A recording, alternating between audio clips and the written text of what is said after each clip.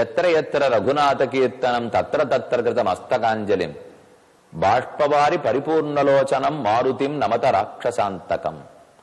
அரக்கர்களை அழித்த ஆஞ்சநேயருக்கு நமஸ்காரம். ஆஞ்சநேயர் முக்கிய பிராண தேவதை. அவர் அனைத்து இடங்களிலும் உள்ளார். பரமபதத்தையும் வேண்டாம், வைகுந்தத்தையும் துறந்தேன் என்று இந்த பூலோகத்திலேயே எழுந்துள்ளி உள்ளார். இப்போதும் அயோத்திக்கு சென்றால் ஹனுமான் கதி என்னும் ஆச்சரியமான திருக்கோயில் உள்ளது. படிகளேறி போக வேண்டும். ஷவப்பு ஆஞ்சநேய சுவாமி அயோத்தி நகரத்தையே அவர்தான் காப்பாற்றுகிறார். நம் அனைவருக்கும் காப்பாளர், ராமனுக்கும் காப்பாளர். இன்று நாம் வியாசராஜராலே பிரதிஷ்டை செய்யப்பட்ட அற்புதமான ஆஞ்சநேயர் சன்னதி.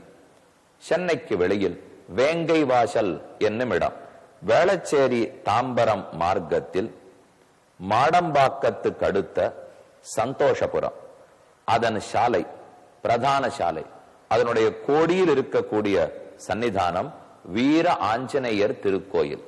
தனி திருக்கோயில். ஆஞ்சநேயர் தான் எழுந்துருளி உள்ளார். சித்திர ரூபத்தில் தான் ராமனும் லக்ஷ்மணனும் சீதையும் உள்ளனர். ரொம்ப அற்புதமான கோவில். தனி ஆஞ்சநேயர். பல நூறு இடங்களில் வியாசராஜர், மத்வ ஆச்சாரியர் அந்த சுவாமி தான் பலவிடங்களிலும் பிரதிஷ்டை செய்துள்ளார். அடிக்கடி கேள்விப்பட்டிருக்கோம். துவைத்தம், அத்வைத்தம், விசிஷ்டாத்வைத்தம். அத்வைத்தம் ஆதிசங்கர பகவத் பாதர், துவைத்தம் மத்வாச்சாரியர், விசிஷ்டாத்வைத்தம் பகவத் ராமானுஜர். இப்படி மூன்று மகாச்சாரியர்களும் நம்முடைய பாரத தேசத்தில் தங்கள் புனிதமான ஆச்சரியமான பக்தி மார்க்கத்தை பரப்பி உள்ளார்கள். ஞானமாகட்டும், பக்தியாகட்டும், இவர்கள் சொன்னபடிதானே செய்து வருகிறோம். அந்த பக்தியை பெருக்குவது யாரால்? முக்கியமா ஆஞ்சநேயரால். அதனாலதான் மத்வாச்சாரியரான வியாசராஜர் பலவிடங்களிலும் ஆஞ்சநேயர் சன்னதியை பிரதிஷ்டை செய்தார். இதோ ரொம்ப ஆச்சரியமான 5 அடி உயரத்தில் இருக்கிற ஆஞ்சநேய சுவாமி. நாம் சென்றன்னைக்கு வெண்ணைக்காப்பு சாத்தி கொண்டுள்ளார். சின்ன ஆஞ்சநேயருக்கு வெண்ணக்காப்பு சாத்தினாலே பேரழகோடு இருப்பார். 5 அடி உயரத்திற்கிற ஆஞ்சநேயர் வெண்ணைக்காப்பு சாத்தி கொண்டால் அதுல என்ன அழகான வேலைப்பாடுகளை தரிசிப்போம். அவர் தான் உடுத்தி கொண்டிருக்கும் ஆடை, ஆடையில் மேலங்கி, அதிலெல்லாம் சகப்பு வர்ணத்தில். அதே போல அவர் முகத்தில் கண்கள், உதடுகள், கையில பிடித்திருக்கிற சௌகந்திகா புஷ்பம், அபயம், அஞ்சேல் என்று கூறி வரும் திருக்கரம், இது எல்லாத்தையும் சேவித்துக் கொண்டோம். ஒரு வலது திருக்கரத்தாலே அபயஹஸ்தம், பயப்பட வேண்டாம்னு கூறுகிறார். எந்த எதிரி வந்தாலும், ராவணன் போன்ற பிரபலமான எதிரி வந்தாலும் அஞ்சேல், இது வலது கை சொல்லுகிறது. இடது கையில் சௌகந்திகா புஷ்பத்தை பற்றி இருக்கிறார். வஸ்திரம், ஆபரணம் அதத்தனி சிகப்பு வர்ணம். பல திருக்கோலங்களும் சமர்ப்பித்துக் கொள்வார். இன்னைக்கு நாம் போகும்போது இந்த வெண்ணைக்காப்போட சேவிச்சுட்டோம். ராஜா வேஷம் சாத்தி கொள்வதுண்டு. அதே போல கடலை தாவும் வேஷம் சாத்தி கொள்வதுண்டு. புஷ்ப மாலையாலே உண்டு, பழமாலை உண்டு, வடை மாலை உண்டு, வெற்றிலை மாலை உண்டு, ஏலக்காய் மாலை உண்டு. பக்தர்கள் ஆசைப்பட்டு எப்படி சமர்ப்பிக்கிறார்களோ அப்படியெல்லாம் சுவாமி எழுந்துருளி இருக்கிறார். நம்முடைய பிராண வாயுவே வாயு பகவான் தான். வாயு பகவானுடைய அவதாரமே ஹனுமான். அப்படின்னா அவருடைய மகன் தானே, வாயுனுடைய மகன் தானே ஆஞ்சநேய சுவாமி. இதனால் தான் பலவித பெருமகளோடு உள்ளார். இனிமேல் யுத்த காண்டத்தில் யுத்தம் தொடங்க போறது. எத்தனை தூரம் ஆஞ்சநேயருடைய பிரபாவத்தை சொல்லவணுமோ அவர் தான் வால்மீகி அவ்வளவழகா பேசி உள்ளார். அதையும் கேட்போம். தற்போது வீர ஆஞ்சநேய சுவாமியை தரிசித்துக் கொண்ட வீரத்தோட, அந்த உற்சாகத்தோட இனி அடுத்த சர்க்கத்தின் கருத்து பார்ப்போம். இப்ப நாம இருந்தது 35வது சர்க்கத்தினுடைய கடைசி. மால்யவான் ராவணனுக்கு நல்லது எடுத்துரைத்தார். சுலபத்தர ராவணன் கேட்டுக்கலே, மால்யவான் மேல சொல்றார், எத்தனை துர்நிமித்தங்கள்லாம் தெரியறது பாரு. ஏதான நல்ல சகுனம் நமக்கு தெரியறதா? கராபிஸ்தனிதா கோராக மேகாக பிரதிபயங்கராக சோனித்தேன அபிவருஷந்தி அபிவருஷந்தி லங்காம் உஷ்ணேன சர்வதா. எங்கு சூடு ஏறி கொண்டு போகிறது பார்த்தாயா? மேகங்கள் எல்லாம் மழையை பொழியாமல், தண்ணீர் மழை பொழியாமல் ரத்த மழை பொழிகிறது பார்த்தாயா? ருததாம் வாகனானாஞ்ச பிரபதந்த்யஸ்ருபிந்தவஹ ரஜோத்வஸ்தா விவர்ணாச்ச ந பிரபாந்தி யதாபுரம். நட்சத்திரங்கள் ஒளிபெருக்கவில்லை. சூரிய சந்திரர்களே மந்தமாகி போனார்கள். ஆங்காங்கு ஓடக்கூடிய நதிகள் எல்லாம் சரியான திசை நோக்கியே ஓடவில்லை. வியாலா கோமாயவோ கிருத்ராக வாஷ்யந்தி ச சுபைரவம் பிரவிஷ்ய லங்காமாராமே சமவாயாம்ச குருவதே. அதோ அழகா பூத்து குலுங்க வேண்டிய செடிகளெல்லாம் அப்படி இல்லை. அந்தந்த வீட்டு வாயிலில் யமன் காலதேவன் வந்துவிட்டு போகிறா போலே இருக்கிறது. ஒன்றும் நல்ல சகுனமில்லை. நரிகளெல்லாம் ஊளையிடுகின்றன, பறவைகளெல்லாம் அப்பிரதட்சணமாக சுத்தி வருகின்றன. பாண்டுரா ரத்தபாதாச்ச விஹகாக காலச்சோதிதாக சீச்சி கூச்சீதி வாசந்தா ஷாரிகா வேஷ்மது ஸ்திதாக. அதோ பார், அழகா கூவ வேண்டிய கிளிகள் எல்லாம் சீச்சி கூச்சி, அது எப்படியோ கூவ வேண்டும், நன்றாக கூற வேண்டும், இளங்கிளியாக கூற வேண்டும்.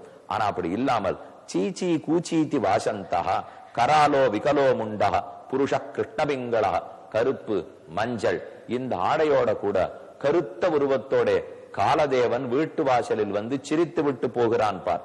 காலோ கிருஹாணி சர்வேஷாம் காலே காலே என்பவேக்ஷதே ஏதான்யானி துஷ்டானி நிமித்தான் யுத்பதந்திச்ச. இப்படி பல துர்நிமித்தங்களை பார்க்கிறேன், சீதையை கொண்டு போய் சமர்ப்பித்து விடு. ஆனால் இது எதையுமே ராவணன் காதில் போட்டதாக தெரியவில்லை. இதம் வசத்தஸ்ய நிகத்ய மால்யவான் பரீட்சிய ரக்ஷோதிபதேர் மனப்புனः அனுத்தமேஷு உத்தம பௌருஷோ பலி பபுவ தூஷ்ணீம் சமவேக்ஷ ராவணம். ராவணன் முகத்தை பார்த்து ஏதாவது புத்தியில ஏறி இருக்கோ என்று பார்த்தான். ஒன்னும் புத்தியில் ஏறவில்லை. இனி என்ன செய்ய? மால்யவான் பார்த்துட்டு இருக்கிறச்சே ராவணன் பேசுகிறார். 36வது சர்க்கம். தத்து மால்யவதோ வாக்கியம் ஹிதமுக்தம் தசானனஹ நமரிஷயதி துஷ்டாத்மா காலஸ்ய வசமாகதஹ. காலதேவனின் பிடியில் ராவணன் உள்ளான். இவன் பேசுவதவன் காதில் ஏறப்போகிறதா? இல்லை. ராவணன் கோபித்துக் கொண்டு மால்யவானை வசவு பாடினான். ஏது உமக்கும் பயமா? இந்த ராவன் என்னமோ கடலை தாண்டினதை கண்டு பயப்படுகிறீரே, நான் கடலையே குடித்து விடுவேன், அத்தனை சக்தி படைத்தவன், கைலாசத்தை அசத்திருக்கிறேன், இதே ஐராவத யானையால் குத்தப்பட்டு யானையை தூக்கி வீசி இருக்கிறேன், இந்திரனை என்னிடத்தில் தோற்றோடினான், இம்மானுடன் எம்மாத்திரம். ஹிதபுத்தியா யதஹிதம் வசஹ பருஷமுச்சதே பரபக்ஷம் பிரவிஷ்யைவ நைதச்சோத்ரகதம் மம. எதிரி நாட்டுக்குள் வந்தவுடன் தொடை நடங்கி விட்டீரா? அதனால் தான் அப்படி பேசுறீர். எனக்கு ஹிதம் சொல்லுவதாக சொல்லி அஹிதத்தை பேசுகிறீர். நீர் எனக்கு நல்லது சொல்றேன்னு பேர் வச்சு தீயது கூறுகிறீர். மானுஷம் கிருபணம் ராம மேகம் சாகாமிருகாஸ்ரயம். எத்தனை அடைமொழி பாருங்க. மனிதனான காட்டில் திரியும் பழங்காய்கனிகளை உண்டு வாழும் தனித்திருக்கும் ராமனா என்ன ஜெயிக்க போகிறார்? சமர்த்தம் மன்னசேகேன தியக்தம் பித்ராவனாசிரயம். தன் தகப்பனாரையே வெளியேற்றப்பட்டவன் ராமன், அவனா என்ன வந்து ஜெயிக்க போகிறான்? அப்படி நினைக்க வேண்டாம். துவயாஹம் புருஷான்யுக்தோ மம புரோத்சாகனேனவா பண்டிதா சாஸ்திர தத்துவஜ்ஞா வினா புரோத்சாகனேனவா. என்னை யுத்தத்துல உற்சாகப்படுத்துவதற்கு பேசுவீரா? என்கரேஜ் பண்ணி பேசுவீரா? டிஸ்கரேஜ் பண்ணி பேசுறீரே? இதுவா ஒரு முதியவருக்கு இருக்கிற அடையாளம்? விருத்தம் வானர கோட்டிபிகி சுசுக்ரீவம் சசுக்ரீவம் சலக்ஷ்மணம் பஷ்ய கைச்சிதஹோபிஷ்ய ராகவன் நிகதம் மயா. வெகு சீக்கிரத்தில் கோடிக்கணக்கான குரங்குகளும் தலைவனான சுக்கிரீவனும் செலுத்தும் ராமலக்ஷ்மணர்களும் என்னால் அழைக்கப்படுவார்கள். அழிப்பேன், அதை நீ பார்க்க போகிறீர். ஏவம் புருவாணம் சம்பிரப்தம் ருஷ்டம் விஜ்ஞாய ராவணம். ராவணன் கோபப்பட்டான். நாம் சொன்னது காதில் ஏறவில்லை என்று உணர்ந்த மால்யவான், ஜெய உனக்கு வெற்றி உண்டாகட்டும் என்று சொல்லிவிட்டு இடத்தை விட்டே புறப்பட்டார். ஜயாசுஷாது ராஜானம் வர்தயித்வா யதோசிதம் வியாதி தேச பூர்வஸ்யாம் பிரஹஸ்தம் துவாரி ராட்சசம். அப்பதான் ராவணன் யார் யார் எந்தெந்த திக்கில் நம் நாட்டை காக்க வேண்டும்னு வைத்தான். முதலில் கிழக்கு திக்கில் பிரஹஸ்தனை நிறுத்தி நீ பார்த்துக்கொள். தெற்கு திக்கில் மகாவீரர்களான மகாபார்ஸ்வ மகாபார்ஸ்வன் மகோதரன் அவர்களை நிறுத்தினான். மேற்கு திக்கில் தன் பிள்ளையான இந்திரஜித்தை நிறுத்தினான். வடக்கில் சுகன் சாரணன் அவர்களோடு தானே நின்றான். ஸ்வயஞ்சாத்திர கமிஷ்யாமி மந்திரணஸ்தான் உவாச்சா ராட்சசந்து விரூபாட்சம். விரூபாட்சங்கிற அரக்கனை பல ஆயிரக்கணக்கான லட்சக்கணக்கான வீரர்களோட நடுவே நிறுத்தினான். மத்தியவே ஸ்தாபயத் குல்மே பகுபி சஹ ராட்சசைஹி விசர்ஜயாமாச ததஸ்ஸ மந்திரிணः விதானமாஜ்ஞாப்ய புரஸ்ய புஷ்கலம். ஜயாசிஷா மந்திரிகணேன பூஜிதः விவேஷசஹ அந்தப்புரம் ருத்ரிமன்மஹத். இப்படி நாற்புறத்திலும் ஆள வைத்து நடுவிலும் இன்னார் நியமித்தவுடன் இனி கவலை இல்லை. என்கிற இருமாப்போடே தன் அந்தப்புறத்தில் நுழைந்தான். அடுத்து 37வது சர்க்கம். இனி ராமன் தன்னுடைய சேனை அமைக்க போகிறார். விபீஷணன் கூறினான், அங்கு ஆறார் எப்படி நிறுத்தப்பட்டிருக்கார்கள் என்று தன் பலத்தாலேயே பார்த்து விபீஷணன் கூறினான். அதுக்கு இன்னன்னார் எதிர்த்து நிற்க வேண்டும் என்று விபீஷணனுக்கு சொன்னதே ஒற்றர் மூலம் பார்த்து வந்துட்டான். அவன் சொன்னதுக்கெல்லாம் ராமனு உணர்ந்து கொண்டு இந்த இடத்துல நிறுத்துறார். அடுத்த சர்க்கம் 37வது சர்க்கத்தில் நர வானர ராஜானவ் சது வாயுசுத கபிஹி ஹனுமான் ஜாம்பவான் ராட்சசன் விபீஷணன் அங்கதன் வாலிபுத்திரன் சௌமித்ரி ஷரபன் சுஷேணன் பைந்தன் த்விவிதன் கஜன் கவாக்ஷன் குமுதன் நலன் பனசன் அமித்ர விஷயம் பிராப்தாக சமவேதாக சமர்த்தையன். நாம் எல்லாரும் லங்கைக்கு வந்துட்டோம், இனி சண்டைதான், எதிரி நிற்கிறான் என்பதெல்லாம் அனைவரும் உணர்ந்து கொண்டார்கள். ராமன் அப்போது விபீஷணனிடத்தே என்ன பார்த்து வந்தீர் என்று கேட்டான். விபீஷணன் தன்னுடைய 4 சிஷ்யர்களை அனுப்பிச்சு வச்சிருக்கார். அனலஹா பனசைவ சம்பாதிஹி பிரமதிஸ்ததா. இப்பதான் இந்த 4 பேரை பார்க்கிறோம்.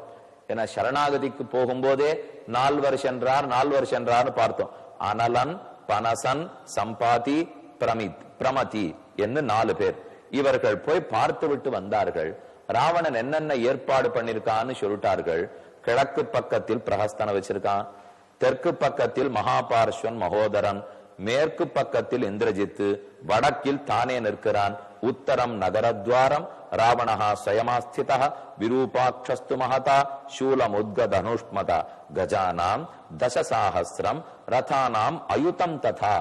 10,000 தேர்கள், தசசாஹஸ்ரம் 10,000, தசசாஹஸ்ரம் 10,000 ஆனைகள், ரதானாம் அயுதம் ரதங்கள் 10,000, மேலே ஹயானாம் அயுத்தே த்வேச்ச 20,000 குதிரைகள், சாக்ராம் கோட்டீஞ்ச ரக்ஷசாம் கோடிக்கணக்கான அரக்கர்கள். இத்தனை படையும் தயாராயிடுத்து. அதே போல் இப்போதைக்கு உன்னோட பொருதுவதற்காக 10 லட்சம் அரக்கர்கள் வருகிறார்கள். பரிவாரஹ சஹஸ்ராணாம் சஹஸ்ரம் உபதிஷ்டதி ராவணாவரஜ ஸ்ரீமான் ராம பிரிய சிகீர்ஷயா குபேரந்து யதா ராமஹ ராவண பிரதியுத்தியதி. ராமா, ஒரு விஷயம் சொல்றேன் கேள். உன்னை பயப்படுத்துறதுக்கு சொல்லல, உண்மை உரைக்க வேண்டும். அப்பதான் நீ தயார் நிலையில் போய் சண்டை போட வேண்டும். ஏற்கனவே ராவணன் குபேரனோட சண்டையிட போனான். அப்போது 60 லட்சம் வீரர்களோடு போனான். ஒத்தொத்தருக்கு ராவணன ஒத்த பலம். அத போல்தான் 10 லட்சம் பேர் இப்ப உன்னை எதிர்க்க வருகிறார்கள். அத்திர மன்யுர்ண கர்த்தவ்யா கோபயேத்வாம்ன பீஷையே. உனக்கு கோபம் வரணும், சண்டை போடணும்னு பேசுறமே தவிர பயப்படுத்துவதற்காக இல்லை. வியூஹ்யேதம் வானரானீகம் நிர்மதிஷ்யசி ராவணம். இந்த வானர சைன்யம் அந்த அரக்க சைன்யத்தை கலக்க போகிறது. ராமன் மேல கூறுறார், தன்னுடைய வியூகத்தை அமைக்கிறான். இதோ பிரஹஸ்தன் இருக்கும் கிழக்கு துவாரத்தில் நீலன் போய் நிற்கட்டும். அடுத்து மகாபார்ஸ்வன் மகோதரன் இருக்கும் தெற்கு துவாரத்தில் அங்கதன் போய் சண்டை போடட்டும். அடுத்து பெரிய இந்திரஜித்து நிற்கும் மேற்கு துவாரத்தில் ஹனுமான் போய் சண்டையிடட்டும். ராவணன் நிற்கும் வடக்கு துவாரத்தில் தஸ்யாஹம் ராட்சசேந்திரஸ்ய ஸ்வயமேவ வதே திருதா உத்தரம் நகரத்வாரம் அகம் சௌமித்ரிநாசா. நானும் இலக்குவனும் போய் வடக்கே நிற்கும் ராவணனோட சேர்ந்து சண்டையிடுவோம், அவனை எதிர்ப்போம். வானரேந்திரச்ச பலவான் ரிக்ஷராஜஸ்ச வீரியவான். அதே போல் சுக்ரீவனும் ஜாம்பவானும் நடுவே இருந்து காக்கட்டும். நச்சைவ மானுஷம் ரூபம் காரியம் ஹரிபிராகவே.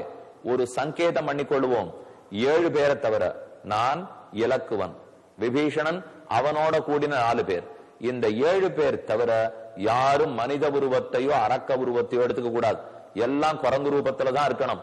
அப்பதான் அடையாளம் கண்டுபிடிப்பதற்கு எளிதாக இருக்கும் என்று யுத்தத்துக்கு வேண்டிய வரைமுறைகளை ராமன் வகுத்து விட்டார். இனி என்ன செய்கிறார்னு பார்ப்போம். தற்போது வீர ஆஞ்சநேயர் சன்னதி வேங்கை வாசல், அவரிடத்தில் விடைபெற்று புறப்படுவோம்.